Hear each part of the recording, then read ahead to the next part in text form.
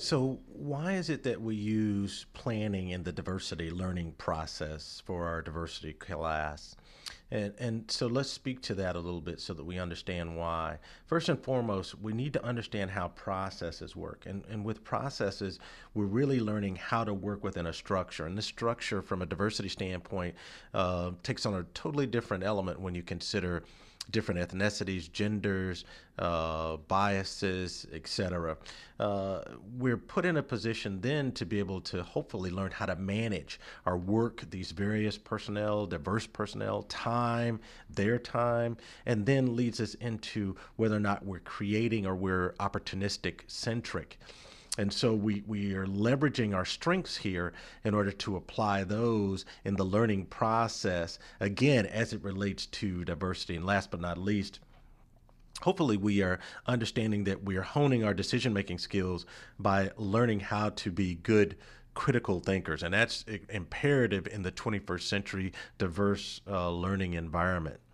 So with that, what becomes important? Communication in around diversity is extremely important. Being able to facilitate when you have a diverse population is critical.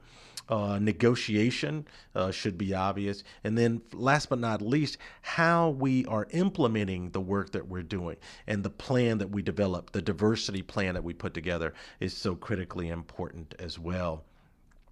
What does this allow us to do from a diversity standpoint? We can spot problems early.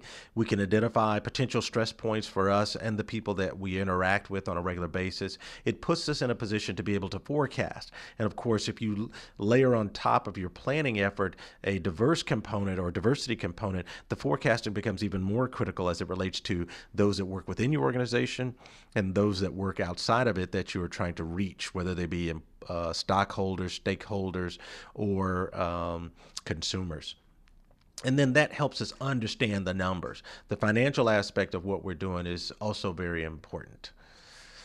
All right, so when we look at diversity planning, learning, really what we're talking about is alignment to the community. So it doesn't matter which community that is, it's understanding that there are various or diverse group of communities out there. It may be the gay, lesbian, transgender, transsexual, queer community. It may be the Anglo-Saxon, European population that's segmented in a small part of the area that you live in.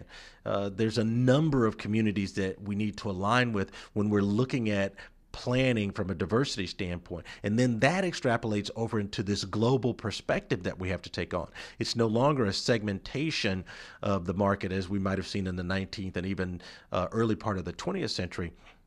Here in the 21st century, this is a global perspective, and we're looking to get a return on our investment from a social standpoint so that people are comfortable with who we are, what we're doing, how we do that. And that's why this diversity planning element is so important and why we use it to help us in the learning environment.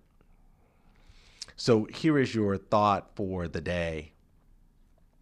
The first step towards getting somewhere is to decide that you are not going to stay where you are.